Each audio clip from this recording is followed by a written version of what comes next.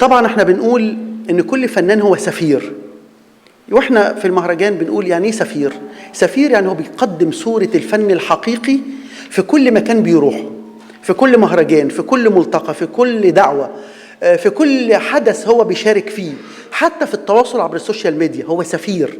سفير للفن لأنه مؤمن بالفن، سفير للثقافة لأنه مؤمن بالثقافة، سفير للتاريخ فهو مؤمن للتاريخ. طبعا كلمة سفير بتحمل قداسة خاصة، مش أي حد يكون سفير. في سفير إيجابي جدا يحب الناس ويتفاعل مع الناس ويقدم نفسه للناس وبيقدم رسالته للناس عشان يأثر فيهم وعشان يقدر يغير من أحوال الناس. سفيرتنا اللي المهرجان بيديها لقب سفيرة، وهي سفيرة عشان المهرجان أكبر داعمة ليه، وسفيرة عشان بتحب الفن، وسفيرة عشان بتحب الفنانين، بتدافع عن زملائها في الفن، بتدافع عن مهنة الفن، وشديدة الحدة وشديدة الموقف ضد التيارات الظلامية التطرفية في أي مكان. فنانتنا وسفيرتنا الفنانة الكبيرة إلهام شاهين.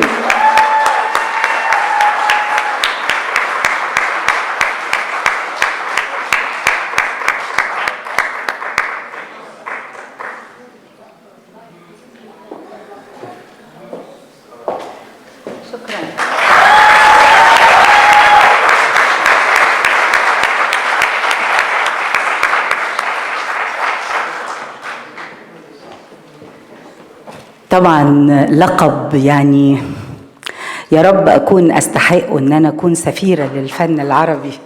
أنا بشكركم جدا وبشكركم على استقبالكم، وسعيدة بجد أن أنا معاكم في تاني دورة للمهرجان، وأعتقد أن دي هتبقى من أعظم الدورات.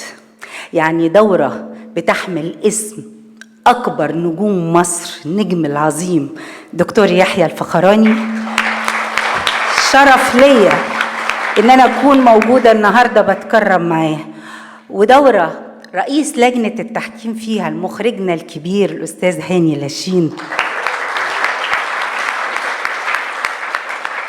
والعظيم جدا الرئيس الشرفي للمهرجان اللي كنت اتمنى يبقى موجود معانا النهارده، اكبر واعظم مخرجين السينما المصريه الاستاذ علي بدرخان.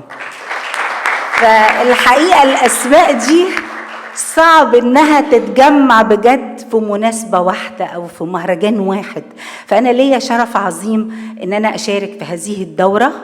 وطبعا كنت معاكم في الدورة الاولى مع اعز صديقاتي هلا صدقي وليلى علوي، وكنا سعداء جدا، وعلى فكرة كانوا عايزين يجوا تاني السنة دي لانهم حابينكم جدا وحابين المهرجان جدا، بس يعني حصل معاهم ظروف على اخر وقت فما قدروش يجوا، بس قالوا لي ابلغكم تحيتهم. والحقيقه يعني انا جايه لكم بمشاعر ال100 مليون مصري اللي بينقلوا لكم كل التحيه والتقدير للجاليه المصريه والعربيه في امريكا. شكرا. وعايزه اطمنكم على مصر، لان انا من ساعه ما جيت الناس بتستقبلني وبتقابلني في الشوارع وتقول طمنينا على مصر، طمنينا على أحوال مصر. عايزة أقول لكم بجد بجد، وأنا ست صادقة جدا وما بعرفش أجامل خالص، مصر في أقوى وأحسن وأجمل وقت ليها بجد. يعني التحية والتقدير لرئيس مصر العظيم رئيس عبد الفتاح السيسي، والجيش المصري العظيم اللي خلانا عايشين في امان. وبجد لما تيجوا مصر، مصر كل يوم بتتغير، كل يوم بتتطور للأحسن وللأجمل. احنا شايفين تغيير رهيب وسريع جدا ما كناش نحلم بيه، وفي وقت وجيز جدا جدا.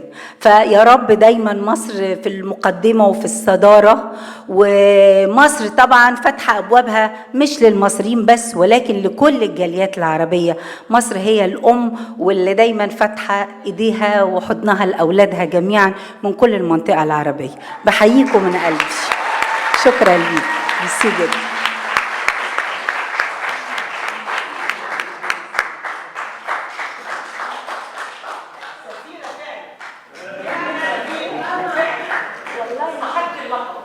والله شرف ليا هذا اللقب بجد، انا بشكرك جدا وسعيده بجد بوجودك.